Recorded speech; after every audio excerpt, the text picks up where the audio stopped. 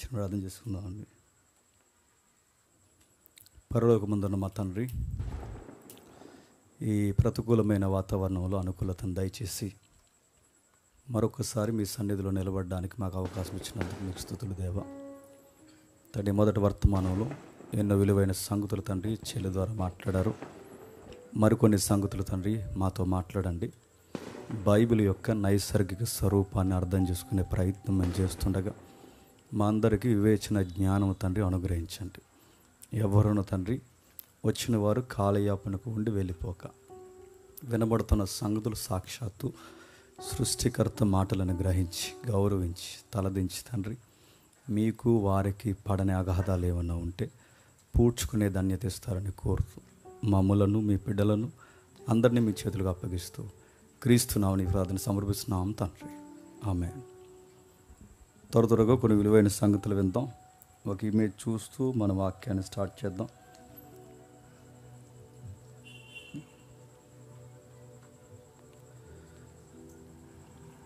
Monitors పెట్టు.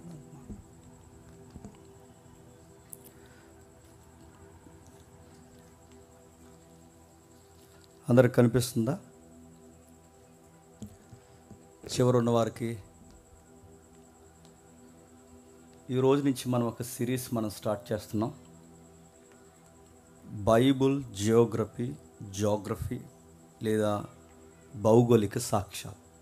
నిజానికి ఇది నేను లాస్ట్ టైమే చెప్పాలి, నా పరిస్థితులు కొంచెం ప్రతికూలం ఉండడం వల్ల నేను చెప్పలేకపోయాను.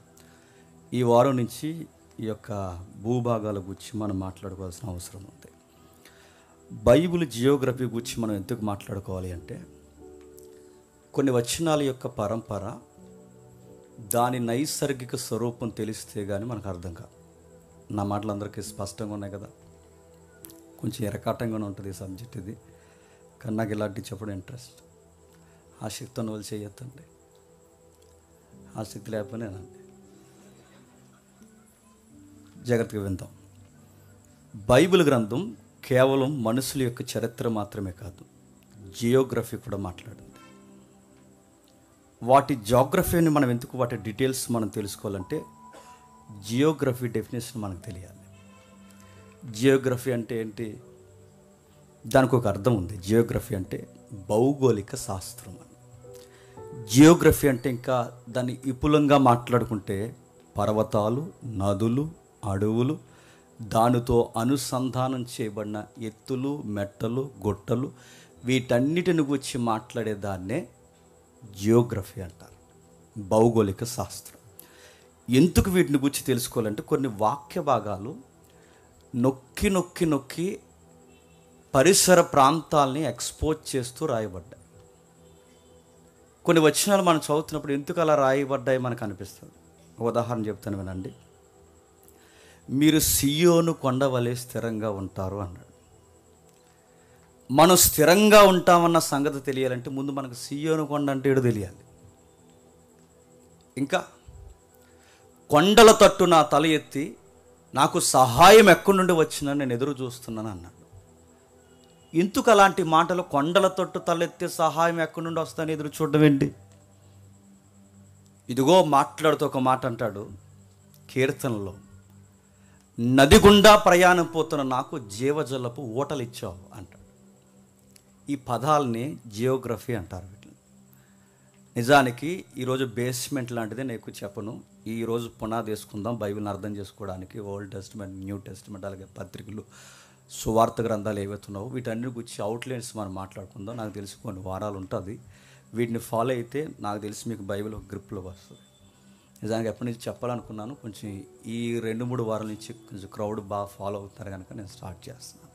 సరే, ఏదేమైనా వీటిని గురించి మనం మాట్లాడుకోవడానికి కారణం మరొక ఉదాహరణ చెప్తున్నాను కదండి. ప్రభు అయిన యేసుక్రీస్తు వారు 40 రోజులు శోధన గడియలకు వెళ్ళిపోతాడు. పరీక్షకు, విషమ పరీక్ష గుండా వెళ్ళిపోయిన ఆయనను గూర్చి ఆ సందర్భాన్ని మత్తయి కానీ, లూకా కానీ, మార్కు గారు కానీ మాట్లాడుతున్నప్పుడు ఆయన పరీక్షింపబడుతున్నప్పుడు కొన్ని ప్రదేశాలు ఎక్స్పోజ్ చేశారు. మళ్ళీ ఏ ప్రదేశాలు? ఆయన ఆత్మచేత అరణ్యానికి కొనుగోబడి. అదేంటి? యోర్దాను నది ఎక్కడ ఉంది, నది ఇక్కడ ఉండగానే వెంటనే మనకు కనబడే పదం ఏంటంటే అరణ్యానికి పోయాడు. అంటే నది అరణ్యంలో, అరణ్యము దగ్గర నది ఉందా?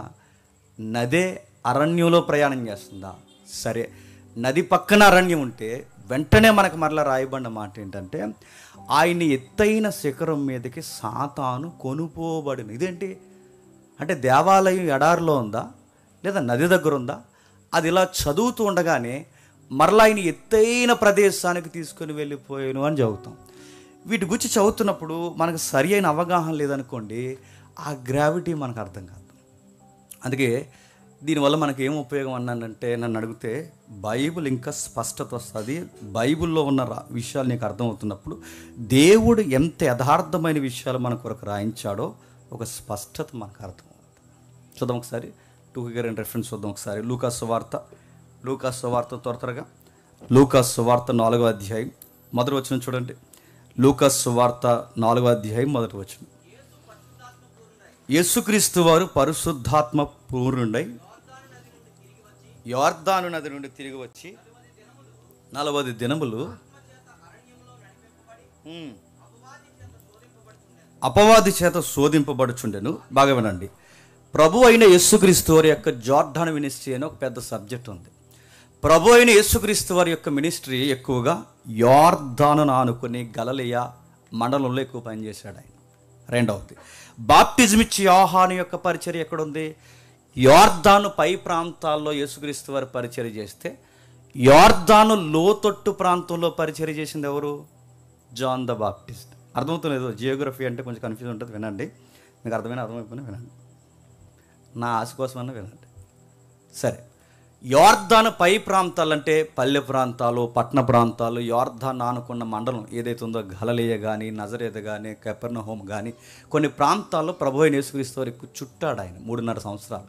ఈ పరిసర ప్రాంతాల్లో ఆయన ఎక్కువ సువార్త చేస్తే, మరి బాప్టిజం ఇచ్చే యోహాను పరిచర్య ఎక్కడ ఉందంటే ఆయన ఎక్కువ ట్రావెలింగ్ చేయలేదు. ఆయన పరిచర్య ఎంత లోతట్టు ప్రాంతమైన నది లోయలో, అంటే ఆ భయంకరమైన కెనాల్ ఏదైతే ఉందో ఆ ఆరిన కెనాల్లా కనబడుతున్న లోపల లోతట్టు ప్రాంతంలో బాప్టిజం ఇచ్చి యోహాను పరిచర్య. ఇలా జియోగ్రఫీ ఎక్కడికక్కడే మనకు కనబడుతుంది. ఈ జియోగ్రఫీ గురించి మాట్లాడుకున్నప్పుడు ప్రభు అంటున్నాడు చూడండి, ఆయన అరణ్యానికి కొనుపబడ్డాడట. అరణ్యానికి కొనుపబడిన ఆయన 9వ వచనంలో అక్కడ రాస్తున్నాడు చూడండి. 9వ వచనంలో, పిమ్మట ఆయన్ని యెరూషలేములోకి తీసుకొని పోయి దేవాలయ శిఖరమున ఆయనను నిలవబెట్టి, నీవు దేవుని కుమారుడివైతే ఇక్కడి నుండి కిందకు దూకుము, నిన్ను కాపాడుటకు నిన్ను గూర్చి తన దూతలకు ఆజ్ఞాపించాడు. 2 ప్రదేశాలు రాస్తున్నారు చూడండి. ఒకటి, అరణ్యానికి పోయాడట. అరణ్యానికి పోయిన వెంటనే మళ్ళీ ఎక్కడికి వచ్చాడట? సిటీకి వచ్చాడట. సిటీలో ఉండగానే మళ్ళీ ఎక్కడికి వెళ్ళాడట? దేవాలయపు శిఖరానికి వెళ్ళాడట. దేవాలయపు శిఖరం అనగానే కొంచెం జోగ్రఫికల్ ఇమేజ్ చూద్దాం ఒకసారి. ఆ దేవాలయపు శిఖరం ఒకసారి చూడండి. మీకు ఎందుకు నేను చెప్తున్నాను మీకు అర్థమవుద్ది. మీరు చూపించిన కొంచెం త్వరగా వీటిని గూర్చి మనం మాట్లాడుకుంటున్నప్పుడు వీటి గూర్చి అవగాహన మనకు ఎందుకు అవసరం మనకు అర్థమవుద్ది. ఇది ప్రభు అయిన యేసుక్రీస్తు వారిని ఎత్తైన శిఖరం మీదగా సాతాను లిటరల్గా ఇదే ప్రభు అయిన యేసుక్రీస్తు వారిని తీసుకెళ్ళిపోయింది సాతాను. అక్కడికే ఆ పైన ఒక కట్టడం చూసారా, అక్కడికి తీసుకెళ్ళి అది టెంప్టేషన్ గురి చేస్తుంది. ఏమంటుందంటే, నువ్వు దూకు, నువ్వు దేవుని కుమారుడు అయితే. మరి ఇది ఎక్కడుండగానే మళ్ళీ సిటీ ఎక్కడుంది? ఇప్పుడు మనకు కనబట్టలేదు ఇమేజ్. ఈ ఫోటో బ్యాక్గ్రౌండ్ అంటే ఇప్పుడు ఎవరైతే ఈ ఇమేజ్ని తీస్తారో దీని బ్యాక్ సైడ్ ఉండే ఏరియా అంతా సిటీ ఆఫ్ జెరూసలేం. ఇంకా మీకు అర్థం కింద కనబడుతుంది చూడండి. ఆ ఏవైతే మీకు అంజూర చెట్లు కనబడుతున్నాయో, ఈ అయితే ఫలములు కనబడుతున్నాయో, ఈ తమల వృక్షాలు ఉన్నాయి చూసారా, వీటి వెనకాల ఆనుకొని ఉండే ప్రదేశం జెరూసలేం కనబడుతుంది. ఈ పర్వతానికి ఆవల అటువైపుకి వెళ్ళిపోతే మీకు వెంటనే టచ్ అయ్యేది ఏంటంటే అరేబియా ఎడారి టచ్ అవుతుంది. అంటే యేసుక్రీస్తు వారి యొక్క భౌగోళిక సాక్ష్యం ఎంత ఖచ్చితమైందో చెప్పడానికి ఈ రోజుకి సాక్ష్యాలు మనకు కనబడుతుంది. అప్పుడప్పుడు నేషనల్ ఛానల్స్లో, స్టేట్ ఛానల్స్లో కూర్చొని కొంతమంది ఏమంటున్నారంటే, యేసుక్రీస్తు అనే క్యారెక్టర్ కల్పిత కాదంటున్నారు. ఇలా బొందా, యేసుక్రీస్తు వారి యొక్క క్యారెక్టర్ కల్పిత కాదైతే జాగ్రఫికల్ ఎవిడెన్స్ ఉంది ఇక్కడ, లాజికల్ ఎవిడెన్స్ ఉంది ఇక్కడ. ప్రతి బైబిల్ రెఫరెన్స్కి ఈ రోజుకి వరల్డ్ మ్యాప్లో పిన్ పాయింట్తో సహా గుర్తించగలిగే పక్కా ఎవిడెన్స్ ఉన్నాయి ఇక్కడ. ఆయన కూర్చున్న ఉనికి ఎక్కడెక్కడ సంచరించాడో, ఆయన బాప్టిజం తీసుకున్నప్పుడు ఆయన ఖచ్చితంగా ఎక్కడ కొనుగోబడి పరీక్షకు గురయ్యాడో, అదిగో ఆ మౌంటైన్ ఇంకా కనబడుతుంది మనకి. ఆ పక్కనే ఎడారి కనబడద్ది, ఆ పక్కనే సిటీ కనబడద్ది. అంటే ఇవన్నీ పక్క పక్కనే. మీకు అర్థం అవ్వాలి, యేసుక్రీస్తు వారు ఎక్కడి నుంచి ఎక్కడికి వెళ్ళిపోయాడు అనుకోకండి. అవన్నీ దగ్గరగా ఉన్నాయి. మీకు ఎందుకు ఈ జాగ్రఫీ నేను చెప్తున్నానంటే, అంటే యెరూషలేము కానీ పర్వతం కానీ మీరు చూస్తున్నారు ఎంత రెడ్డీస్గా మీకు కనబడుతుంది చూడండి, బూడిదగా నడుతుంది. ఇలాంటి దిక్కున ఏమైనా మొక్కలు మొలుస్తాయా? మీరు అక్కడ వరి పండించండి, మీరు అక్కడ ద్రాక్షలు పండించండి, మీరు అక్కడ ఏదన్నా పండించండి, పండుతుందన్న ఐడియా ఒక కొత్త రైతుని తీసుకెళ్ళి పెడితే అవుతుందా? మీకు ఎందుకు జియోగ్రఫీ అవసరం అంటే మీరు బాగా వినండి. ప్రపంచంలో మనకు గుడ్ డెఫినేషన్ ఉంది. ఏంటంటే ప్రపంచంలో సారవంతమైన నేల ఏదన్నా ఉందంటే యెరూషలేం అనుకుంటాం. నో, ప్రపంచంలో సారవంతమైన నేల యెరూషలేం అనుకుంటాం. కాదు. ప్రపంచంలో ఎందుకు అది సారవంతమైన నేల అయింది? దాని వెనక యెహోవా ఉన్నాడు గనక. సౌడు నేల ఏదన్నా ఉందంటే అదే, పంటకి పనికిరాని నేల ఏదన్నా ఉందంటే అదే. రాళ్ళు, తిప్పలు, గుట్టలు, మెట్టలు, పనికిరాని అనేకమైన చిత్తడి నేలకు దూరంగా ఉండి పొడిబారిన నేల ఏదన్నా ఉంది అంటే అదే. కానీ ఈరోజు మీరు చూడండి, ప్రపంచంలో అక్కడ పండినంత పంట ఇంకెక్కడ పండదు. ఎందుకు ఈ జియోగ్రఫీ తెలుసుకోవాలి? బైబిల్ యొక్క మొత్తం నేరేటివ్, బైబిల్ యొక్క హిస్టరీ, బైబిల్ యొక్క నడక మొత్తం ఎక్కడ నడిచిందంటే ఇదిగో ఈ జోన్లోనే. ఈ జోన్ దాటి ఎక్కడ పోలేదు. గట్టిగా తిప్పుకొడితే ఇజ్రాయెల్ దేశం నార్త్ నుండి సౌత్కి, అంటే స్ట్రైట్ ట్రావెల్ చేసి మనం వస్తే, నార్త్ నుండి సౌత్కి ట్రావెల్ చేసుకుని వస్తే జస్ట్ 250 కిలోమీటర్లతో ముగిసిపోద్దండి. 250 కిలోమీటర్లు అంటే నన్ను అడిగితే ఇప్పుడు మనకి విజయవాడ ఎంత వస్తుంది? 300, 150 అంటే విజయవాడ వెళ్ళి మళ్ళీ రాజమండ్రి వస్తే ఇజ్రాయెల్ అయిపోద్ది అంతే. ఇటు 3 అవర్స్ చెప్పండి, 3 అవర్స్ కూడా హైవే బాగుంది. ఇప్పుడు 2.5 గంటల్లో కొడితే మళ్ళీ ఇలా కొడితే జస్ట్ 6 గంటల్లో దేశం తిరిగి, దేశాన్ని 6 గంటల్లో తిరిగేస్తామంటే దాన్ని దేశం అంటారా? ఆంధ్ర రాష్ట్రంలో బాగా వినాలి, ఆంధ్ర రాష్ట్రంలో 5-6 బాగా వినాలి, 5-6 భాగాలకి ఒక భాగంలో పక్కన పడేస్తే ఇజ్రాయెల్ దేశం అవుతుంది. ఇలాంటి ఇజ్రాయెల్ దేశాన్ని గురించి ఎందుకు జియోగ్రఫీ మనం తెలుసుకోవాలంటే బైబిల్ అంతా అక్కడే నడిచింది, దాని గురించి రాయబడింది. పక్కనే నీవు చదువుతున్నప్పుడు మనకు తెలియనప్పుడు ఈ ప్రభు అయిన యేసుక్రీస్తు వారి యొక్క ఈ పరీక్ష గడియలు చదువుతున్నప్పుడు అరణ్యం అంటే ఎక్కడికో వెళ్ళిపోయాడు అందనుకునేవాడిని. అరణ్యం అంటే ఎక్కడికి వెళ్ళిపోయాడు, మందిరం అంటే మళ్ళీ ఎక్కడికి వచ్చాడు, సిటీ అంటే మళ్ళీ ఎక్కడికి వచ్చాడు, ఇవన్నీ ఎక్కడెక్కడ ఇసిరేసినట్టు ఉంటాయి అనుకో. కాదు, ఇవన్నీ పక్కనే ఉంటాయి. జస్ట్ 250 లోపే హిస్టరీ అంత తిరుగుతుంది. ఇంకేం రాస్తున్నాడు? 125వ కీర్తన మొదటి వచనం చూడండి ఒకసారి. 125వ కీర్తన మొదటి వచనం, 125వ కీర్తన మొదటి వచనం, 125వ కీర్తన త్వరగా ముగిస్తాను. 125వ కీర్తన మొదటి వచనం. యెహోవాయందు నమ్మిక ఉంచిన వారు కదలక నిత్యము నిలుచు సియోను కొండ వలె ఉందరు. ప్రశ్న అడుగుతున్నాను, చెప్పండి. ఆ ఇమేజ్ చూపించాము, ఇందాక లాస్ట్ నేను పంపించాను కదా. యెహోవాయందు నమ్మిక ఉంచిన వారు కదలకుండా ఎలా ఉంటారట? సియోను కొండ వలె ఉంటారు. ఇప్పుడు ప్రశ్న, సియోను కొండ అంటే చచ్చారు ఈరోజు నా చేతిలో, చెప్పండి. సియోను కొండ అంటే మరలా సీనాయి కొండ తెలుసా తెలీదా? సీనాయి కొండ మీద ఏం జరిగింది? మోసే గారు 40 రోజులు అక్కడుండి 10 ఆజ్ఞలు తీసుకున్నాడు. ఆ సీనాయి కొండే సియోను కొండ అని అనకండి, అది వేరేది వేరు. మరలా సియోను కొండ అనగానే బాగా ఉండండి, సియోను యెరూషలేము ఈ పదాలు ఎక్కడ ఉంటాం కదా. సియోను యెరూషలేము, సియోను యెరూషలేము, సియోను పట్టణమా, యెరూషలేము పట్టణమా, సియోను పట్టణమా, యెరూషలేము పట్టణం వింటాం. సియోన్ అంటే ఏంటంటే అలా మీకు ఒక మౌంటైన్, అదే ఆ కొండ కనబడుతుంది చూడండి. మొత్తం తమ్ముడు ఏరో మార్క్ తిప్పుతున్నాడు చూడండి. ఆ కనబడుతున్న ఈ ఎత్తైన నేల, ఈ కన్స్ట్రక్షన్ కింద ఉన్న ఆ ల్యాండ్ అంతటిని ఏమంటారంటే సియోను కొండ అంటారు. ఈ సియోను కొండ మీద కట్టబడిన సిటీయే యెరూషలేము. అందుకే సియోను పట్టణం అన్నా యెరూషలేమే, యెరూషలేము పట్టణం అన్నా సియోను పట్టణమే, సియోను పట్టణం అన్న యెరూషలేమే, యెరూషలేము పట్టణం అన్న సియోను. ఇప్పుడు బాగా వినండి, బండ మీద కన్స్ట్రక్షన్ జరిగితే స్ట్రాంగ్గా ఉంటాయా ఉండవా? ఇసుకలో కన్స్ట్రక్షన్ జరిగితే స్ట్రాంగ్గా ఉంటాయా? బండ మీద కన్స్ట్రక్షన్ జరిగితే స్ట్రాంగ్గా ఉంటాయా? ప్రభు చెప్పిన ఎగ్జాంపులే.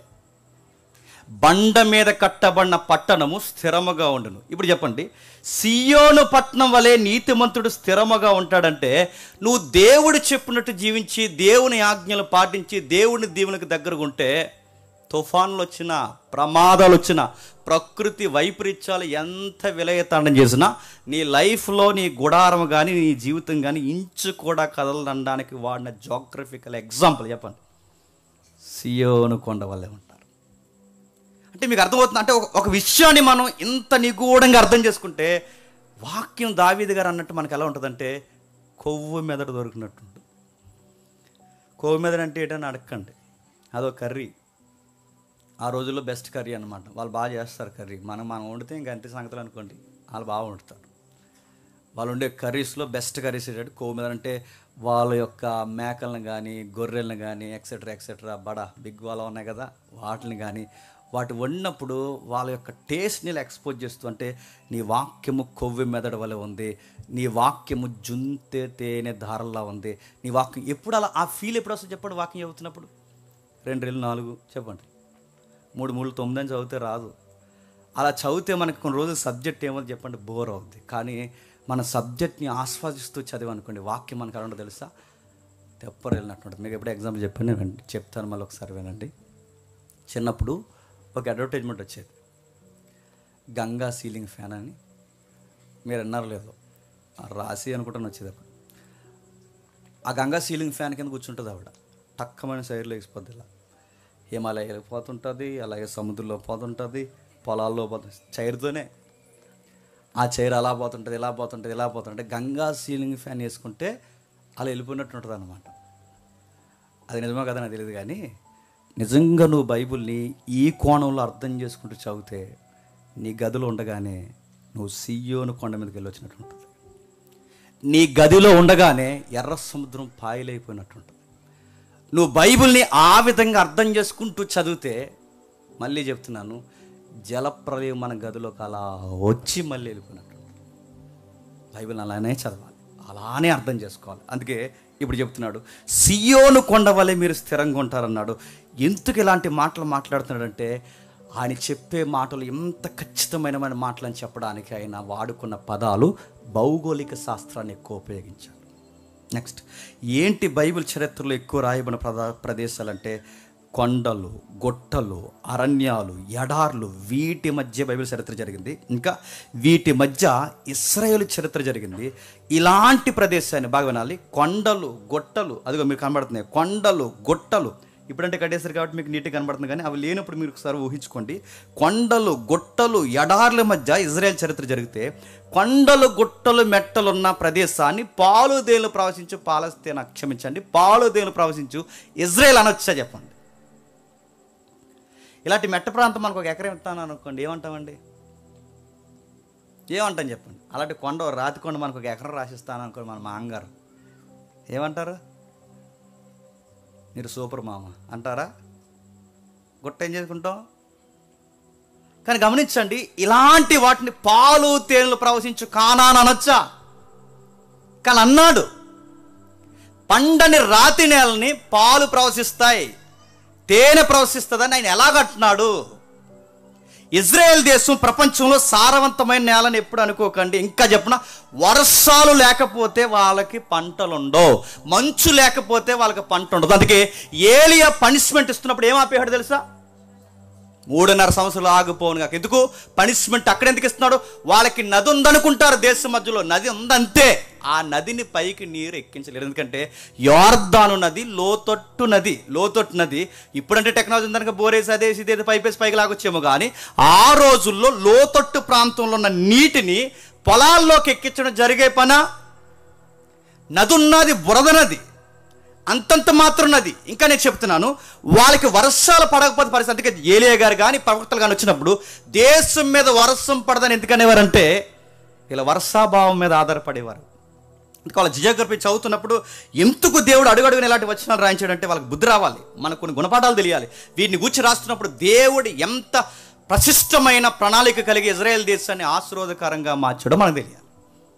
ఇంకేం చెప్తున్నాడు, ఇలాంటి పరిస్థితుల్లో ఉన్న వీరిని మాట్లాడుతూ ప్రపంచంలో ఇంత విచిత్రమైన వికారమైన ప్రదేశాల మధ్య ఈ దేశం ఉంటే, అంటే జాగ్రఫికల్గా అంత కంఫర్ట్ జోన్ ఏం కాదు. ఎప్పుడు ఏ నేల మంచిది చెప్పండి? మన ల్యాండ్ ఉంది కదా రాజమండ్రి, అటు పశ్చిమ గోదావరి కానీ, ఇప్పుడు అన్నీ కలిసిపోయినండి, పశ్చిమ గోదావరి కానీ ఇటు తూర్పు గోదావరి, మన రైస్ బౌల్ ఏరియా అంటారు. రైస్ బౌల్ స్టాండర్డ్ జీకేలు అడుగుతారు కదా, స్టేట్ జీకే అడిగినప్పుడు చెప్తారు కదా రైస్ బౌల్ ఏరియా ఏంటని, డాట్ అని 4 బిట్లు ఇస్తాడు. ఆ బిట్లు ఇచ్చినప్పుడు మనకు చెప్తాడు రైస్ బౌల్ ఏరియా తెలుసా, మనది ఈస్ట్ గోదావరి. ఎందుకు అన్నపు పాత్ర అయింది, భోజనపు పాత్ర అయింది? మన ల్యాండ్ ఎలాంటి ల్యాండ్ అంటే నల్లరేగడి, మన ల్యాండ్ ఎలాంటిదంటే ఎర్రరాగడి. ఈ రెండిట్లో బాగా వినండి, ఈ రెండిట్లో పంట బాగా పండుతుంది. నల్లరేగడికి కానీ ఎర్రరేగడికి కానీ ఉన్న గుణం ఏంటంటే సారాన్ని బాగా తీసుకుంటాయి. సారాన్ని బాగా తీసుకున్నప్పుడు పంటకి దిగుబడికి ఏరు దిగడానికి ప్రదేశాలు బాగుంటాయి. అందుకే చూడండి, రైస్ బౌల్ ఏరియా మన ఏరియాలకి నది తగిలిన తర్వాత ఎన్ని ఎకరాలు పడతాయండి? మీరు పొలాలకు ఎప్పుడైనా వెళ్ళలేదు కానీ జస్ట్ అలా వెళ్ళి మనకి ఈ కాలువ కడియం దగ్గర నుంచి ఒక కాలువ స్టార్ట్ అవుతుంది, చిన్న గోదావరి. మీరు అటు నుంచి నిలబడి మా ఊరు ఇంచుమించు కాకినాడ వరకు మీరు చూడండి, అలా చూడండి కొన్ని ఎకరాలు పంట పడుతుంది. కొన్ని ఎకరాలే మీకు ఎలా చూసినా పచ్చని పొలం అలా కనబడి కొన్ని ఎకరాలు, కొన్ని వేల హెక్టార్లు ఉన్నాయి. ఇలాంటి నేల పండిందంటే ఒక అర్థం ఉంది. ఆ నేల ఎలా పండుద్దండి? మన దగ్గర అండి వంకాయ వేసినా ఇంతే వస్తుంది. ఇది ఎంత సారవంతమైన నేలలో వంకాయ, అది వంకాయ లేకపోతే ఇంకేకాయ అనుకుంటాం మనం, అది ఎంతో ఉంటుంది. మీరు చూడండి, ఆ వంకాయని చూసినప్పుడు అది ఏదో చిన్న సైజు ద్రాక్ష పండులాగా అలా కనబడుతుంది. అలాంటి నేలలో వంకాయ ఎంత ఉంటుంది చెప్పనా? పొట్లకాయ ఎంత ఉంటుంది. ఇదేంటి ఇంత సారవంతమైన నేలలో మన వంకాయ ఎంత ఉండడం ఏంటి? అక్కడ మాత్రం వంకాయ చెప్పండి, ఇదేమింత? ఈ జాగ్రఫీ చదువుతుంటే అరే బైబిల్ దేవుడు నిజంగా విచిత్రమైన దేవుడు అనిపిస్తుంది. ఈ రోజుకి అమెరికా కూడా పండించలేదు, జపాన్ కూడా పండించలేదు, ఆ పొట్టాడు చైనా వాడు కూడా పండించలేడు. నేను మళ్ళీ చెప్తున్నాను, మన సారవంతమైన నేల మనోళ్ళు కూడా పండించలేరు, ఎక్కడ పండుతుంది. కానీ ఇజ్రాయెల్ దేశంలో ఎలా పండుతుందంటే ఏదో జరుగుతున్నట్టు మీకు అనిపించట్లేదు? ఇంకా మాట్లాడుతూ ఒకవైపు జాగ్రఫికల్గా దేశం బాగోదు, రెండోది శత్రు సైన్యాలు పూర్తిగా ముట్టేసి ఉంటాయండి. బైబిల్ మ్యాప్ ఏమనుందా? శత్రు సైన్యాలు, బైబిల్ మ్యాప్ శత్రు సైన్యాలు పోండి, ఎందాక పంపిన మ్యాప్ పని చూపించి, శత్రు సైన్యాలు ఏవైతే ఉన్నాయో పూర్తిగా ముట్టడేసి ఉంటాయి. పూర్తిగా అంటే ఓ పక్కేమో గుట్టలు, మరో పక్కేమో కొండలు, మరో పక్కేమో పర్వతాలు, మరో పక్కేమో అరణ్యాలు, మరో పక్క ఎండిపోయిన నదులు, మరో పక్క విపరీతమైన రాళ్ళ తిప్ప. మీకు ఇంకా అర్థం కావాలి అంటే యేసుప్రభు వారు ఎగ్జాంపుల్ చెప్తారు. ఎగ్జాంపుల్ ఏం చెప్తారంటే, యెరూషలేము నుండి ఏ పట్టణానికి దిగిపోతాడు? సమరయుడు. ఎగ్జాంపుల్, యెరూషలేము నుండి యెరికోకు దిగిపోతున్నప్పుడు దొంగల దాడి జరిగిందంట ఒక వ్యక్తి మీద. దొంగల దాడి జరిగింది ఎక్కడ చెప్పినా, ఈ మెట్టల వెనకాల దాక్కుండేవారంటే వీళ్ళందరూ ఈ బండరాల వెనకాల దాక్కుని అక్కడి నుంచి ఇక్కడ ట్రావెల్ చేస్తే కరువు కదండి. ఈ ట్రావెల్ చేస్తున్నప్పుడు బట్టలు దోసేసేవారట, వస్తువులు దోసేసేవారట, రకరకాలంటే ఎంత కరువు కాటకాలు. అప్పుడప్పుడు ఈ పాలు దేలు ప్రవశించు కానాను ఆగిపోయినట్టు మనకు కనబడుతుంది. భౌగోళికంగానేమో పంటకు అనుకూలంగా లేదు, రెండవది ప్రాంతీయంగా చూస్తేనేమో విచిత్రమైన ఎత్తులు దిబ్బలు ఇలాంటి ప్రాంతాలు. పోనీ మనుషులు ఏదోలా గడిపేద్దాం అనుకుంటే చుట్టూ ఉన్న శత్రువులు మామూలు కాదు. అది ఉంచు, ఆ చుట్టూ ఉన్న బైబిల్ అబ్రహాం, ఇది జాగ్రత్తగా మీరు చూడండి. చుట్టూ ఉన్న దేశాలు ఎలాంటి దేశాలు తెలుసా? ద గ్రేట్ పవర్ఫుల్ ఎంపరర్ కలిగిన అనేక మంది చక్రవర్తులు ఉన్నారు అక్కడ. చూస్తుంటే మనకు ఆశ్చర్యం కలుగుతుంది. చూడండి పైన కింది మీరు చూద్దాం, కింది మీరు చూడండి. ఆ రోజుల్లో ప్రపంచాన్ని కనుసైగతో పరిపాలించే ఐగుప్తు ఉంది. కింద పొయ్యి మీద ఎవరినో కూర్చోబెట్టి కింద మంటెడితే ఎలా సెగ వచ్చేద్దో, యెరూషలేముకి ఇజ్రాయేల్కి ఇప్పుడు రెడీగా కింద ఉండే దేశం ఏంటి చెప్పిన? ఐగుప్తిని ఎదిరించను ఆ రోజులు ఎవడతరం కాదు. ఐగుప్తి అమెరికాని ఒక 100 అమెరికాలు కలిపితే ఎంత పవర్ఫుల్గా ఉంటుందో అంత పవర్ ఉండేది ఐగుప్తికి. ప్రపంచ దేశాలు దానికి సలాం చేయాల్సిందే. అలాంటి భయంకరమైన శక్తి కలిగిన ఆ దేశం అక్కడ ఉంటే, ఆ దేశం ఐగుప్తి ఉంటే సరే, ఈ దేశం దాడి ఒకవైపు జరుగుతుంది, పైన పైన మీకు కనబడుతుంది మొత్తం మెస్సొపొతేమియా ఏరియా కనబడుతుంది చూస్తారా, ఆ నదులు, ఆ మెస్సొపొతేమియా ఏరియా. మీకు అర్థం కావాలంటే అస్కనజ్ కనబడుతుంది చూడండి పైన టాప్లో, అస్కనజ్, అనుష్క కాదు, అస్కనజ్. ఆ పైనుంచి మీరు కింద చూడండి 2 గీతలు అలా దిగుతున్నాయి. ఆ 2 గీతలు ఏ పిచ్చి గీతలు అనుకోకండి, అవే మహానదులు. ఈ 2 నదులు యూఫ్రటీస్, టైగ్రిస్, ఈ 2 నదుల మధ్య ఉండే ఆరిన నేలనే మెస్సొపొటేమియా నాగరికత అంటారు. ఈ మెస్సొపొటేమియా బౌల్లో అస్సూర్ ఉంటుంది, మెడోఫెర్సన్స్ ఉంటారు, ఇంకా చెప్పాలంటే గ్రీకులు ఉంటారు. ఇలా ఉమ్మడి సామ్రాజ్యాలు, కొన్ని బలమైన సామ్రాజ్యాలు. వీళ్ళు చిన్నోళ్ళు ఏం కదండి, వాళ్ళ గొడవకు వచ్చారంటే మనుషులను చంపడంలో వెనక ముందు ఆడరాళ్ళు. వాళ్ళు ఎంత దారుణమైన వ్యక్తులు అంటే, గర్భిణీ స్త్రీని అలా నిలబెట్టి మానవులో కత్తిపెట్టి కిందినిచ్చి పైకి చీరేసి బిడ్డని కిందేసి కొట్టి వార్నింగ్ ఇస్తారు. ఏమనంటే మాట వింటే సరే సరే, లేకపోతే మొత్తం అందరికీ ఇలా జరుగుద్దని వార్నింగ్. అంత కఠినమైన వాళ్ళు. ఇంకా మనిషి అలా బతుకుండగానే ఇలా పొడవైన ఫోల్ ఒకటి పెట్టి, నేను కొంచెం ఆ పదాలు చెప్పడానికి ఇబ్బందిగా ఉంది కానీ అర్థం చేసుకోండి. ఏదైతే మనుషుడికి నవరత్నాలు ఉంటాయో ఆ రంధ్రం కింద వాడు గుచ్చేసి, ఈ పైన ఉంది చూసారా, నోట్లో నుంచి ఆ ఫోల్ వచ్చేలా దించేసి వాడు బతుకుండగానే ఆ చర్మాన్ని అలా వదిలేస్తారు. ఈ మాస్ వార్నింగ్లు బైబిల్లో మీరు చదువుతున్నప్పుడు అస్సూరియన్స్ యెరూషలేము ముందు తిష్ట వేసిరి అని చదువుతాం చూసారా, తిష్ట వేసి, అదిగో చూడండి, అది అస్సూరియన్స్ యెరూషలేము ముందు తిష్ట వేసిరి అని చదువుతాం చూసారా. తిష్ట వేయడం అంటే టెంట్ వేసారని కాదు, చెప్పండి. టెస్ట్ వేసారంటే సోలం దించేశారని, టెస్ట్ వేసారంటే వార్నింగ్ ఇచ్చారండి. టెస్ట్ వేసారంటే చూడండి, ఆడ మగ ప్రతి ఒక్కరిని ఇలా చంపి ఆ డెమో చూపించనేవారట. వింటే సరే సరే చెప్పండి, వినకపోతే ఇలా సీరేస్తామనేవారట. ఈ దేశాలన్నీనేమో పైన ఉన్నాయి. ఏవి? మెస్సొపొతేమియా పైన, అదిగో చూడండి ఎంత దారుణంగానో, మనుషుల్ని, స్త్రీలని, పురుషుల్ని, అదిగో స్త్రీ ఎంత దారుణంగా చూడండి, నొసల్లోంచి వచ్చేలాగా వెళ్ళబడతారు చూడండి, ఎంత దారుణంగా పొడిచేసి, ఎంత దారుణంగా వార్నింగ్లు ఇస్తారట. వీళ్ళందరూ ఎవరంటే మెస్సొపొతేమియాలో ఉన్నారు. అస్సూరియన్స్ కానీ, నినేవే క్యాపిటల్ అంతా చూస్తారా, అస్సూరియన్స్ కానీ, బాబిలోనియన్స్ కానీ, మెడోఫెర్సియన్స్ కానీ, గ్రీక్స్ కానీ, వీళ్ళందరూ పైన. ఇవి కూడా చాలా పవర్ఫుల్ దేశాలండి. ఇవి పైనేమో వాళ్ళు ఉన్నారు, కిందేమో ఐగుప్తి ఉంది. ఇప్పుడు బాగానండి, పైన వాళ్ళు, కిందేళ్ళు. ఈ రెండు మహాసామ్రాజ్యాల మధ్య చిన్న పిచ్చుకలో ఉన్న దేశం ఏదో తెలుసా? ఇజ్రాయెల్. మీకు అర్థమవుతుందో లేదో? ఈ 2 మహాసామ్రాజ్యాల మధ్య అంటే వాడు తుమ్మినా ఇజ్రాయెల్ మీద పడుతుంది, ఈడు తుమ్మినా ఇజ్రాయెల్ మీద పడుతుంది. పోనీ ఇజ్రాయెల్ ఏమైనా సౌఖ్యమైన నేల? కొండలు, మెట్టలు, గుట్టలు, సముద్రాలు, అరణ్యాలు, భయంకరమైన ఉపయోగం లేని డెడ్ సీ ఎక్కడ ఉందిగా, మృత సముద్రం, ఉపయోగం లేని నీటి ఎద్దడున్న ప్రదేశాలు. ఇలాంటి ప్రదేశాల్లో ఇజ్రాయెల్ ఈ రోజుకి నెంబర్ 1గా ఉండడం అనేది ఒక గ్రేట్ అండి. ఇప్పటికీ విచిత్రంగా అనిపిస్తుంది, ఇప్పటికీ ఆశ్చర్యం అనిపిస్తుంది. ఎలా ఉంది? బైబిల్ గొప్పదని తెలియాలంటే ఖచ్చితంగా నీకు ఈ జాగ్రఫీ అర్థమైతేనే ఈ దేవుడి యొక్క గొప్పతనం ఏంటి నీకు అర్థమవుద్ది. ఇంత విచిత్రంగా ఇజ్రాయెల్ దేశాన్ని ఈ రోజుకి నడిపిస్తున్నాడు. సముద్రపు నీరుని ఈ రోజుకి డ్రింకింగ్ వాటర్గా మార్చేసిన దేశం ఆ దేశమే. మనకి డ్రింకింగ్ వాటర్ తినకూడదు. మనకి ఈ రోజుకి చూడండి, నెంబర్ 1 pH వాల్యూ వాటర్ దిగుమతి చేస్తారు వాళ్ళు. 1 కాదు 2 కాదు. వాళ్ళు జాగ్రఫీ చదువుతుంటే పైనేమో ప్రదేశాలు ప్రమాదమైనవి, కిందేమో ప్రదేశాలు ప్రమాదమైనవి. ఊహించొక మాట చెప్తాను వినండి.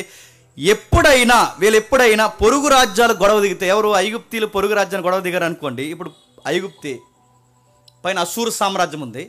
ఐగుప్తి పైన సిరియా పక్కన ఇది ఒక బల్లింపోటు. ఇది ఇజ్రాయేల్ దేశానికి భయంకరమైన దేవతలను అలవాటు చేసిన దేశం ఏదైనా ఉందంటే సిరియా. దాని క్యాపిటల్ డమస్కస్, మనకు తెలుసు కదా. ఈ దేశం వాళ్ళు చాలా చెడిపోయారు వాళ్ళు.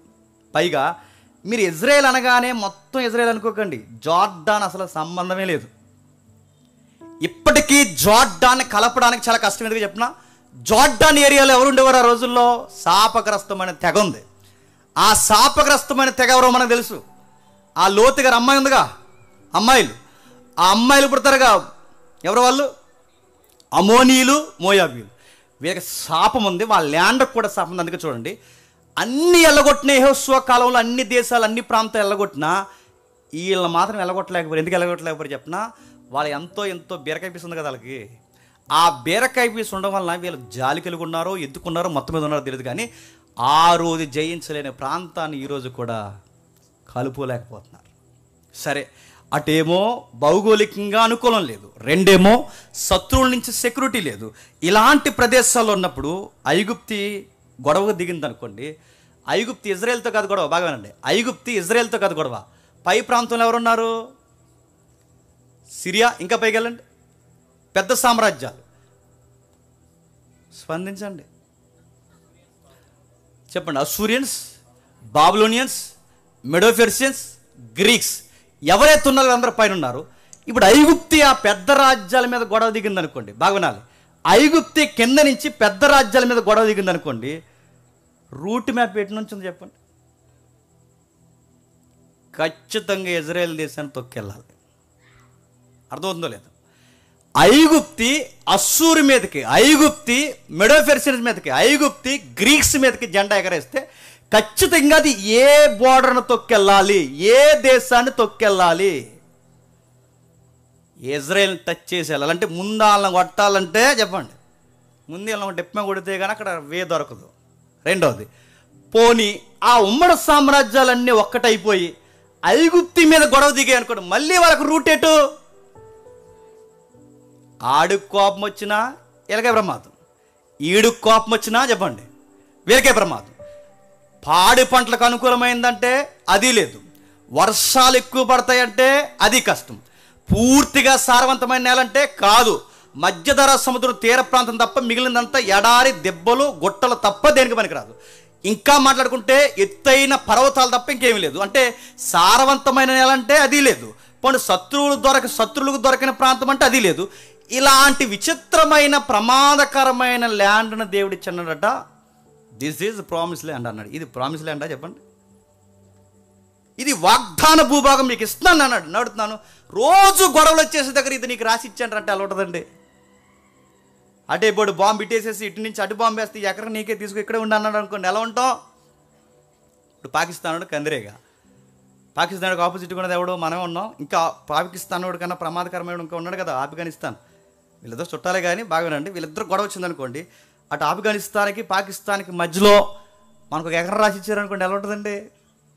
ఇది వాగ్దాన భూభాగం. తీసుకో. నిద్ర ఉన్నప్పుడు ఆడే హత్తుంటాడు, నిద్ర లేసినప్పుడు ఈడే హత్తుంటాడు, ఎక్కడికెక్కడ బాంబులే హత్తుంటాడు. ఇది అసలు ప్రామిస్ ల్యాండ్ అంటారు దాన్ని. కానీ దేవుడు అన్నాడట, ఇది వాగ్దాన భూభాగం నీకు ఇస్తున్నా అన్నాడు. ఏంటబ్బా దేవుడు ఎలాంటి విచిత్రమైన ల్యాండ్ ఇచ్చాడంటే మీరు చూడండి, విచిత్రంగా ఉంటుంది. ఇంకా చెప్పాలి అంటే ఆ రోజుల్లో పోటీ పడిన నేలలో అటు మెసొపొతేమియా కానీ కింద ఈజిప్ట్ కానీ, ఈరోజుకి వింతేడు చెప్పనా, అంత పెద్ద సివిలైజేషన్ కలిగిన ఈజిప్ట్ ఈరోజు లేదండి. అదే వింత. అంత పెద్ద సామ్రాజ్యం కలిగిన ఐగుప్తు ఈరోజు లేదు, ఎడారైపోయింది. భయంకరమైన ఎడారిగా సందర్శన ప్రాంతంగా మారిపోయింది.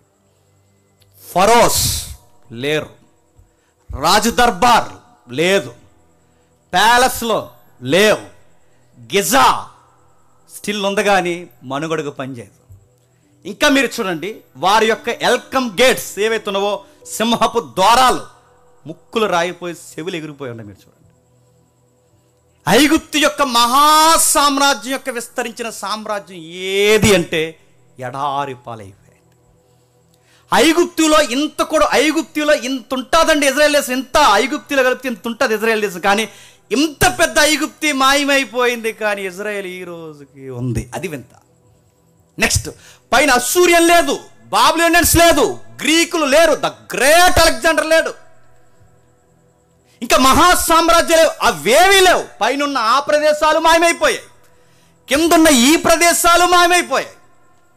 చిన్న కందిరీగలో ఉన్న మాత్రం అది ఇంకా ఉంది మనకి. ఎలా దేవుడు ఏం చేస్తున్నాడు?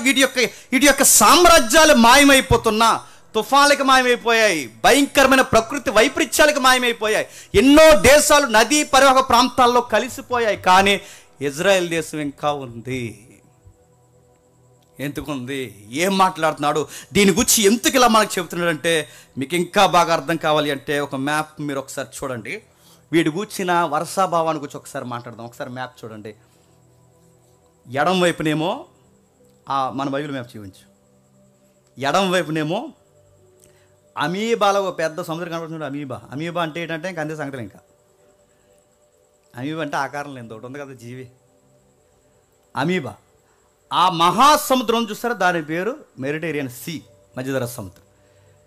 ఈ ప్రాంతానికి ఏదైతే బొగ్గ అంటే ఆ సముద్రానికి బొగ్గ ప్రాంతం ఉందో, ఇజ్రాయేల్ బొగ్గ దానికి టచ్ అయితే ఆ తీర ప్రాంతంలోనే అప్పుడప్పుడు ఆ సముద్రం నుంచి లేచి మేఘాలు అలా కురిసాయి. అంతే. అక్కడి నుంచి కొంచెం అలా దూరం జరిగారనుకోండి, కుడివైపుకి వర్షాలు ఉండవు, ఏముండవు. కుడివైపునేమో పూర్తిగా ఎడారి, ఎడం వైపునేమో పూర్తిగా ఉప్పు సముద్రం. నా మాట అర్థమవుతుంది లేదు. కుడివైపునేమో పూర్తిగా ఎడారి, ఎడం వైపునేమో పూర్తిగా సముద్రం, మధ్యలోనేమో నది పేరుకు మాత్రమే ఉంది, కానీ అది పైకి ఉండదు. నది పేరు ఏంటి చెప్పండి? యార్దాన్ నది. అది రెండుగా చీలిపోద్ది. ఇలాంటి పరిస్థితుల్లో మీరు చూడండి, ఇది వాగ్దాన భూభాగం ఎలా అయ్యింది? ఇజ్రాయెల్ దేశానికి దేవుడు ఇది వాగ్దానం అని ఎలా అంటున్నాడు? ఇలాంటి కొండల మధ్య. ఇంకా మీకు బాగా అర్థం కావాలంటే, ఉత్తర భూభాగంలో కర్మేల్ నుంచి స్టార్ట్ అవుద్ది. కర్మేలు పర్వతం. కర్మేల్ అనగానే మీకు టక్కమని స్ట్రైక్ అవ్వాలి. ఒక పాయింట్ చెప్పాలి. కర్మేలు పర్వతం అది ఎవరు? ఏలియా బహిరంగ డిబేట్ చేశాడు కదా అక్కడే. ఆ కర్మేల పర్వతం నుంచి ఏదైనా కొంచెం చిత్తడి తగులుద్దండి. ఆ పై ప్రాంతాలకు అంటే మన ఇండియాకి ఉత్తర భూభాగంలో హిమాలయాలు ఎలా అయితే ఉన్నాయో, యెరూషలేం దేశానికి క్షమించండి, ఇజ్రాయెల్ దేశానికి కూడా ఉత్తర భూభాగంలో పూర్తిగా పర్వతాలు ఉంటాయి. పైగా బైబిల్ చరిత్ర అంతా ఎక్కడ జరిగిందంటే, నేను చూపించిన మ్యాప్ ఉందా? బైబిల్ చరిత్ర అంతా ఎక్కడ జరిగిందంటే పూర్తిగా ఇజ్రాయెల్ దేశంలో జరగదండి.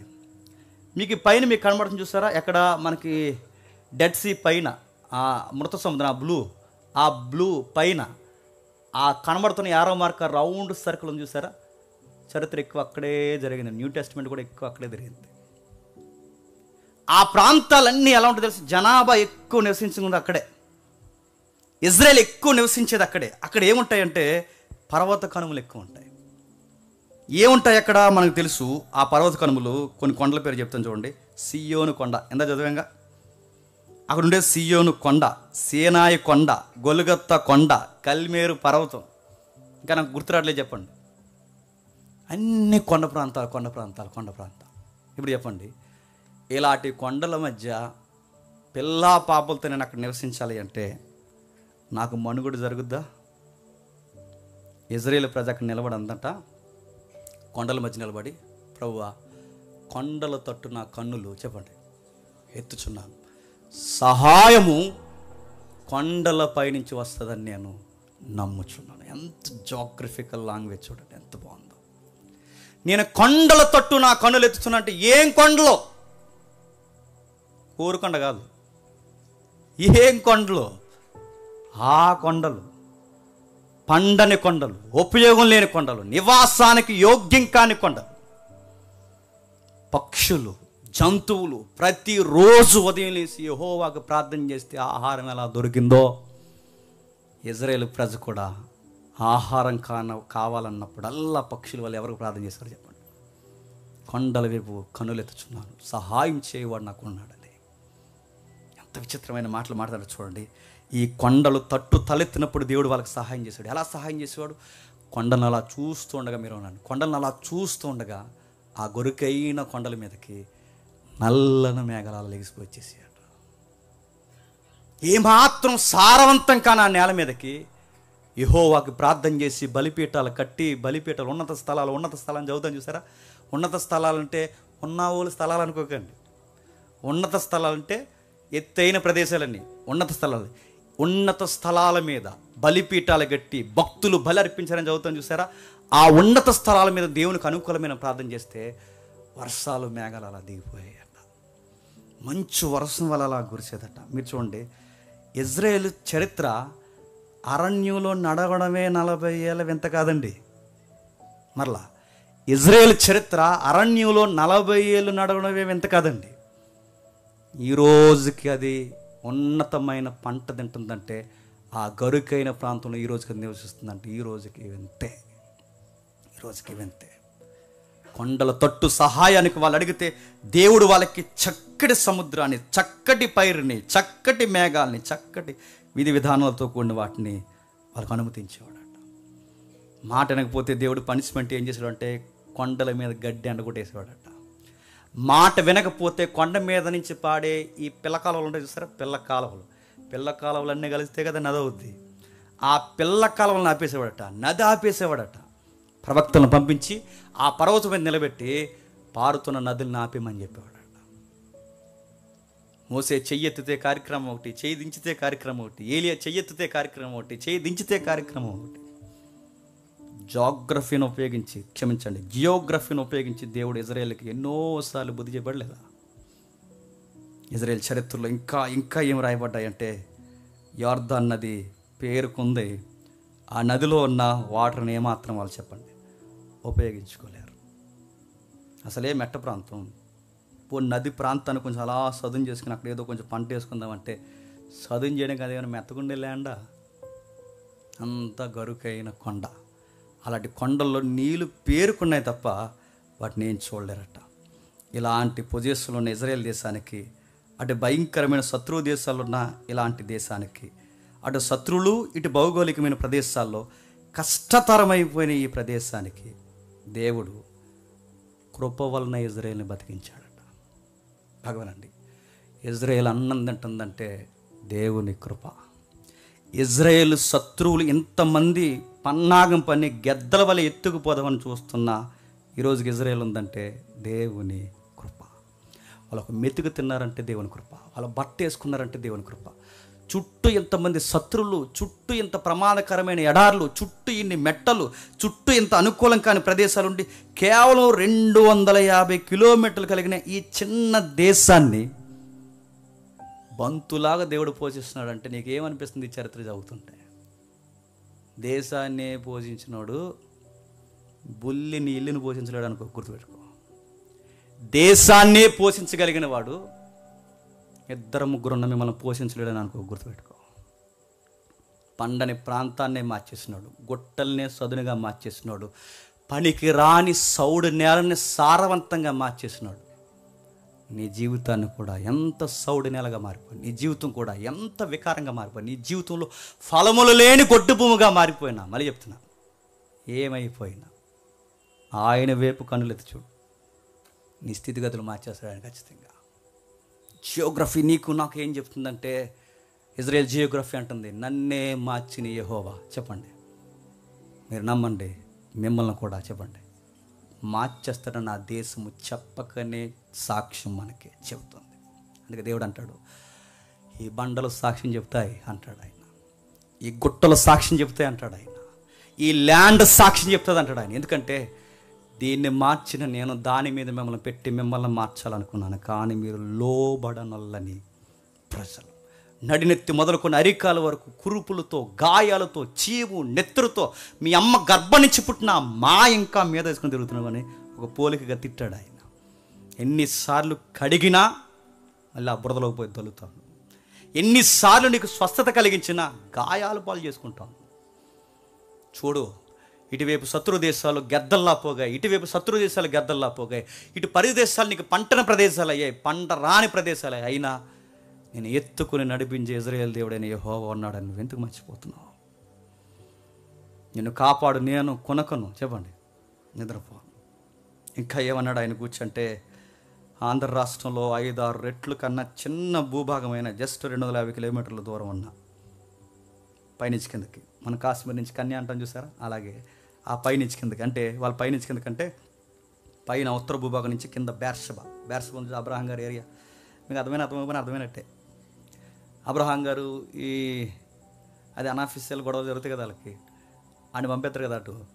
ఆ బేర్షబా ఏరియా అంటే ఇది బార్డర్ ఏరియా అనమాట, అది పై ఏరియా. ఆ యోర్దాను క్షమించండి, లెబనోన్ నుంచి కింద బేర్షబా ఏదైతుందో ఈ ఏరియా కలిపితే 250 కిలోమీటర్లు జివ్వును తిరుగుతూ 6 గంటలు తిరిగేచ్చండి. అలా చిన్న దేశం, పైగా ఇంత పెద్ద విస్తరించిన సామ్రాజ్యాల్లో నెలవంక దేశంలో ఉంటుంది. నెలవంక అంటే ఏంటని అడగండి. నెలవంక అంటే తెలుసు కదా, చంద్రుడు ఏ రోజు అది, అమావాస్య, పౌర్ణమా, అమావాస్య తర్వాత ఫస్ట్ డే చంద్రుడు ఇలా ఆఫ్ వస్తాడు, స్టిక్కర్ లేడీ స్టిక్కర్ పెట్టుకుంటే ఇలా వస్తాడు చూసారా, సేమ్ అలా ఉంటుందండి మ్యాప్లో ఆ దేశం. అది ఇలాంటి దేశాల మధ్య ఒక నెలవంక లాంటి దేశం అది. అలాంటి దేశం స్థితిగతులు మార్చాడట. ఒక రెఫరెన్స్ చూద్దాం, త్వర ముగిద్దాం. రెఫరెన్స్ చూద్దాం. ద్వితీయోపదేశకాండం 14వ అధ్యాయం. ద్వితీయోపదేశకాండం 14వ అధ్యాయం. ద్వితీయోపదేశకాండం 14వ అధ్యాయం 25వ వచనం. త్వరగా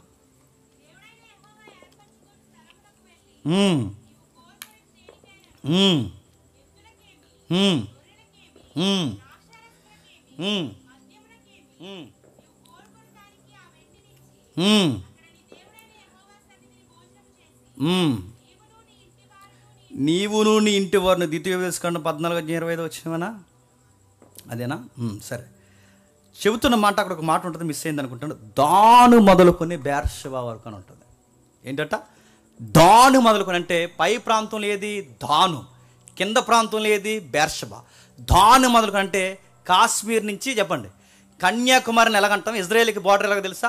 దాను మొదలుకొని బేర్షెబా వరకు ఈ ఏరియాని దేవుడు అన్నాడట ఆశీర్వాదకరంగా మార్చేస్తా అన్నాడు. చిన్న భూభాగాన్ని గొప్ప ప్రణాళికలతో మార్చి. నాకు విచిత్రంగా అనిపిస్తుందండి. మీరు ఎప్పుడైనా ప్రపంచ మ్యాప్ మీరు చూస్తున్నారు లేదు నాకు తెలియదు, కానీ ఈసారి కనబడినప్పుడల్లా దాన్ని అలా చూస్తున్నాను. అప్పుడప్పుడు దాన్ని అలా చూస్తే కొన్ని విషయాలు మనకు అలా గుర్తుంటాయి. ఆ మ్యాప్ చూస్తున్నప్పుడు, ఆ వరల్డ్ మ్యాప్ చూస్తున్నప్పుడు, అది ఇంత చిన్న అర్ధచంద్ర ఆకారంలో ఉన్న చిన్న భూభాగంలో దేవుడు చాలా పెద్ద ప్రణాళికలు వేసుకొని కూర్చున్నాడట. అది ఇంత చిన్న భూభాగానికి ఎంత పెద్ద ప్రణాళిక ఎలా వేసాడంటే, ఎప్పుడు గుర్తుపెట్టుకోండి, మేము చిన్నోళ్ళు, మా వల్ల ఏమవుద్ది, మా పరిస్థితులు ఏంటి, ఎప్పుడు ఫీల్ అవ్వకండి. ఆయన చిన్న దాటి నుంచి చెప్పండి గొప్ప విప్లవాలు తీసుకొస్తాడు. అందుకే ఆయన అంటాడు, చిన్న మందా భయపడకు, నా మాట విను అంటాడు. మేము చిన్నోళ్ళు, మా వల్ల ఏమవుద్ది అనకండి. ఇజ్రాయెల్ దేశాన్ని స్థితిగతులు మార్చాడు. తర్వాత చరిత్ర మనకు తెలుసు, నేను ముగిస్తాను. చరిత్ర ఏం జరిగిందో మనకు తెలుసు. యేసుక్రీస్తు వారు మరణం తర్వాత పూర్తిగా ఇజ్రాయెల్ దేశం చెదిరిపోయింది. క్రీస్తు శకం 70 వచ్చేసరికి ఇంక ఇజ్రాయెల్ లేదు, పూర్తిగా ల్యాండ్ ఉంది తప్ప ఇజ్రాయెల్ ప్రజలు పూర్తిగా చెదిరిపోయారు. వీళ్ళ చెదిరిపోతారన్న సంగతి ప్రవక్తల ముందే ప్రవచనం చెప్పారు. ఏమని ప్రవచనం చెప్పారు? త్వరగా ఒక లుక్ వేయండి, త్వరగా ముగిద్దాం. యెషయా గ్రంథం 11వ అధ్యాయం. యెషయా గ్రంథం 11వ అధ్యాయం 11వ వచనం నుండి. యెషయా గ్రంథం 11వ అధ్యాయం 11వ వచనం నుండి. ఆ దినము శేషించిన తన ప్రజల శేషమును అశ్షూరులో నుండి, ఐగుప్తిలో నుండి, చూసారా బార్డర్స్ ఏం మాట్లాడుతున్నాడు? అశ్షూరు నుండి, ఐగుప్తి నుండి,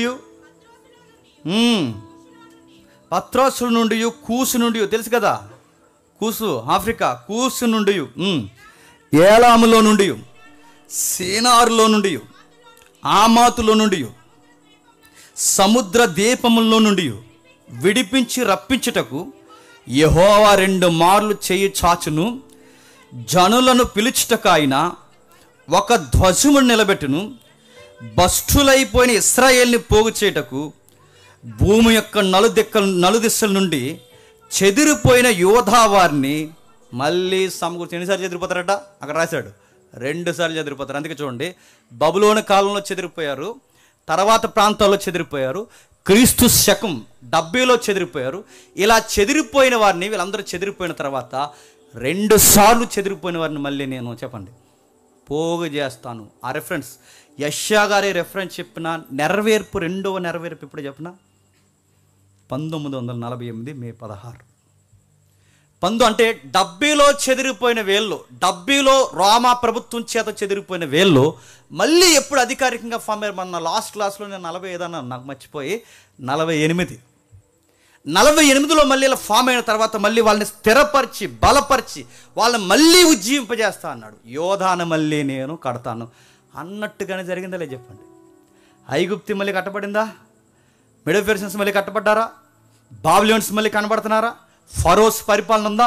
మళ్ళీ ఎవరు కట్టబడలేదు. కానీ ఒక్కసారి ఆరిపోయిన మళ్ళీ ఈ ప్రజ మళ్ళీ వెలిగిందంటే ఎంత వింతండి. ఆరిపోయిన సామ్రాజ్యాలు మళ్ళీ వెలగలేదు. సౌలులు కానీ ఇంకెవరైతే ఉన్నారో మనకి పరిపాలన, మన రాష్ట్ర పరిపాలన, సౌలు పరిపాలన కానీ ఇంకా నాకు గుర్తురావట్లేదు. కృష్ణదేవరాయల పరిపాలన, ఈ పరిపాలన మీద చూడండి ఉన్నాయి, మళ్ళీ వాటి బోర్డు వాళ్ళ తప్ప ఏమి లేవు. ఇప్పుడు మీరు ఏ చరిత్ర చూడండి, ఇండియన్ చరిత్ర ఏదైనా మీరు చూడండి, ప్రపంచ చరిత్ర ఏదైనా చూడండి, మళ్ళీ వెలిగాయా బుక్స్లో చదువుకోవడం తప్ప. కానీ మీరు చూడండి, పూర్తిగా ఆరిపోయిన సమాజం మళ్ళీ వెలిగిందంట. మన దేవుడు ఎలాంటి చెప్పనా, మనం ఎంత ఆరిపోయినా, మనం ఎంత వేసారిపోయినా, మనం ఎంత దిగజారిపోయినా మళ్ళీ ఆయన వైపు తిప్పితే చెప్పండి, మళ్ళీ నూతన వెలుగును అనుగ్రహిస్తాడట.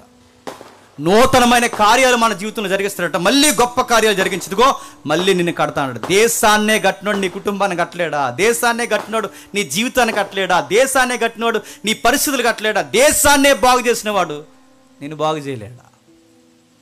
ఇజ్రాయేల్ చరిత్ర చెప్పుకోవడానికి ఏం బాగుందంటే చదువుతుంటే భయం వేస్తుంది. ఈరోజు డెవలప్ అయిపోయింది కనుక ఇప్పుడు ఇల్లు ఉండడానికి అక్కడ ఏ పని చేసినా నెలకి 1 lakh శాలరీ. అక్కడ బాత్రూమ్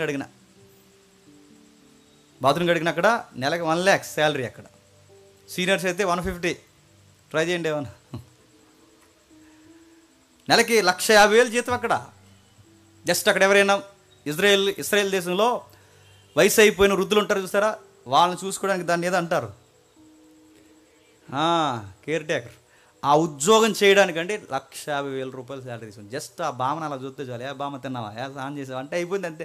నెలకి 1,50,000 వచ్చేది మనకి జస్ట్ వాళ్ళని చూసుకుంటే. ఎందుకంటే ఇజ్రాయేల్కుంటే గొప్ప గుణం ఏంటంటే, మీ తల్లిదండ్రులను చెప్పండి నిష్ఠూర పెట్టకడానికి ఆజ్ఞ చాలా సీరియస్గా తీసుకుని అంత శాలరీ ఇచ్చేయాలని సరే పేరెంట్స్ని చూస్తారు వాళ్ళు. ఎందుకంటే నీ తల్లిదండ్రులు నిష్ఠూర పెడితే దేవుడు అన్నాడు, చెప్పండి, నీ ఆత్మ హఠాత్తుగా ఆరిపిస్తాడు. అది వాళ్ళకి భయం, వాళ్ళకి ఆజ్ఞ. నువ్వు సక్సెస్ అవ్వాలంటే నీ పేరెంట్స్ని ఏడిపించమని చెప్తాడు. అందుకే వాళ్ళు ఎంత శాలరీ ఇచ్చి కూడా వాళ్ళు చాలా జాగ్రత్తగా కాపాడతారు. ఇప్పటికి మనకు అనిపిస్తుంది, ఈరోజు ఇంత డెవలప్ అయిపోయింది కనుక ఆ దేశానికి అందరూ వెళ్ళడానికి, అక్కడ ఉండడానికి, అక్కడ పౌర హక్కును కూడా సాధించడానికి ఎంత తహతహలాడుతున్నామే. ఏమీ లేనప్పుడు అక్కడికి వెళ్ళి ఉండమంటూ ఉంటావా?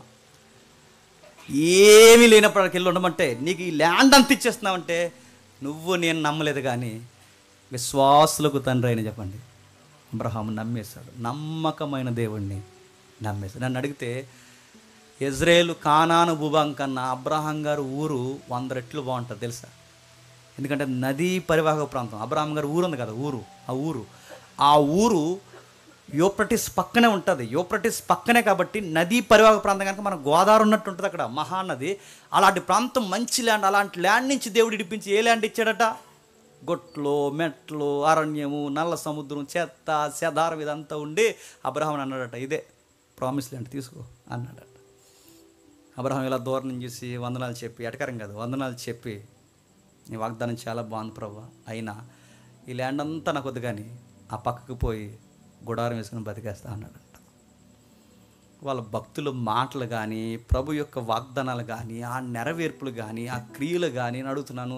ఇజ్రాయేల్ దేశం అరణ్యంలో 40 ఏళ్ళే నడిచిందేమో కానీ నేను అనుకుంటాను లైఫ్ లాంగ్ ఇజ్రాయేల్ వింతలోనే బతుకుతుంది. ఎప్పటికీ ఇంత ప్రపంచంగానే బతుకుతుంది. యెరెమీయా 29 ఇంటికి వెళ్ళి చదవండి, 14 వచ్చును. యెహెజ్కేలు 20 అధ్యాయం 14, క్షమించండి, యెహెజ్కేలు గ్రంథం 4 అధ్యాయం 20 అధ్యాయం 41, 42 వచనాలు చూడండి.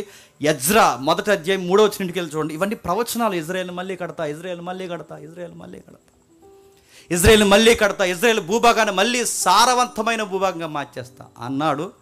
48లో తీసుకొచ్చాడు, కట్టాడు, కూర్చోబెట్టాడు. ఈరోజుకు ప్రపంచానికి చేస్తున్నాడు కదా. ఆ దేశంతో యుద్ధానికి ఎవడైనా దిగాడంటే కరువు తెచ్చుకుని ఉంటుంది, నిప్పు కనికి తెచ్చుకుని నెత్తుని గోక్కున్నట్టే.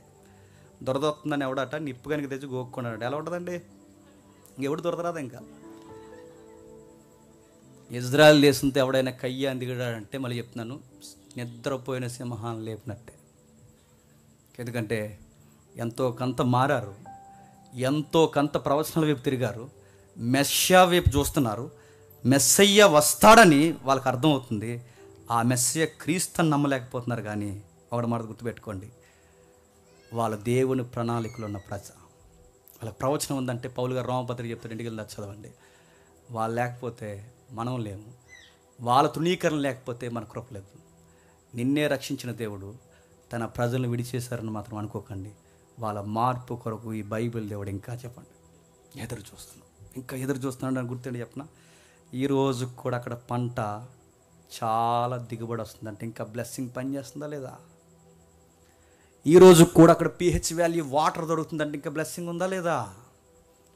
గరుకైన మెట్ట ప్రాంతాల్లో స్వచ్ఛమైన ఆక్సిజన్ దొరుకుతుందంటే ఇంకా ఆయన దీవెనలు పనిచేస్తున్నాయి లేదా? ఒకప్పుడు ఇటు కింద ఐగుప్తి ఉండేది, పైన అస్సూరు ఉండేది.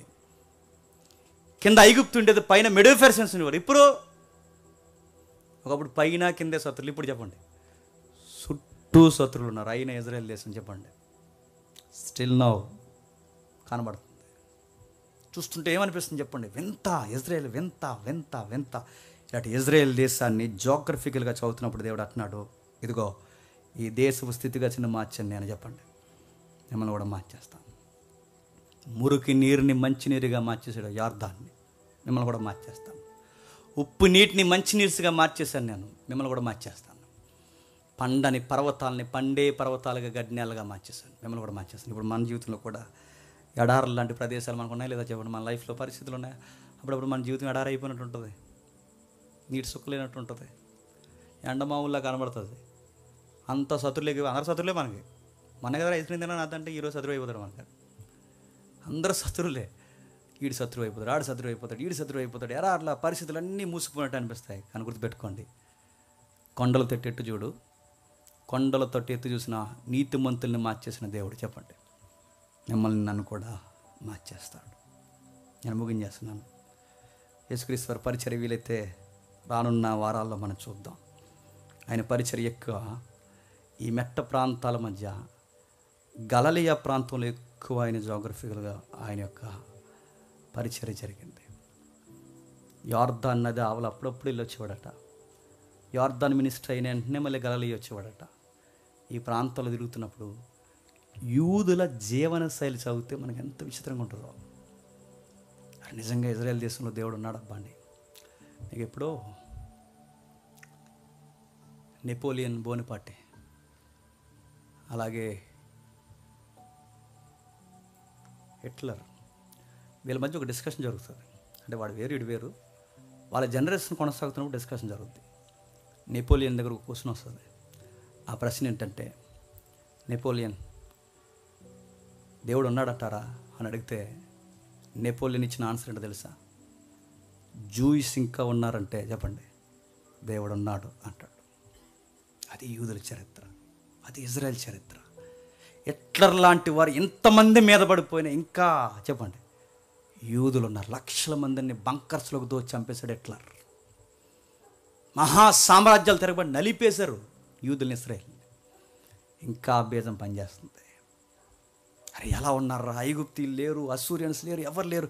వీళ్ళు ఎలా ఉన్నారంటే దావీదుకి మాట ఇచ్చాడు, ఒక దీపం మారిపోకుండా ఎప్పుడు నీ కోసం ఒకటి ఉంటుంది దావీదు, నీ పిల్లల మనవల వరకు చెప్పండి నేను పోషిస్తాను. మన దేవుడు ఎలాంటి వాడు చెప్పిన మాట ఇచ్చాడంటే ఎడారిలో కూడా పంట పండించేస్తాడు. మాట ఇచ్చాడంటే కొండలను కూడా పంట భూములుగా మార్చేస్తాడు. మాట ఇచ్చాడంటే శవాల్లో కూడా జీవం నింపేస్తాడు. మాట ఇచ్చాడంటే ఎండిన ఎముకల్ని సజీవంగా నిలబెడతాడు. మాట ఇస్తాడు. అందుకే ఈ నమ్మకమైన దేవుడి దగ్గర నువ్వు చేయాల్సింది ఏం లేదు, గుడ్డిగా చెప్పండి నమ్మే, అంతే. ఆయన నమ్మే, ఆయన గుడ్డిగా నమ్ము, నీ జీవిత స్థితిగతులు మారుస్తాడు. ఇప్పుడు ఇదంతా విన్న తర్వాత ఇదంతా గాలి కుదిరేసి నన్ను ఒక మాట అడుగుతారు, ఇదంతా మీకు ఎలా తెలిసిందో అని ఇంట్రెస్ట్ ఉన్న వాళ్ళు చెప్తున్నాను. IBP బైబిల్ అట్లాస్ అని ఉంటుంది, వీలైతే తీసుకోండి.